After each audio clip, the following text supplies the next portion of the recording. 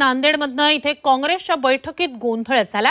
अशोक चव्हाण यांच्यासोबत भाजपमध्ये गेलेल्या कार्यकर्त्यांना परत पुन्हा एकदा पक्षात प्रवेश देण्याच्या मुद्द्यावरून बैठकीत वादावादी झाली। बैठकीत काँग्रेस पदाधिकाऱ्यांमध्ये शाब्दिक वाद रंगल्याचं पाहायला मिळालं। विधानसभा निवडणुकीच्या पार्श्वभूमीवर कुणालाही पक्षात प्रवेश देऊ नये असा सूर काही पदाधिकाऱ्यांनी आळवलेला आहे। या बैठकीत खासदार वसंत चव्हाण, शहराध्यक्ष अब्दुल सत्तार हे उपस्थित होते।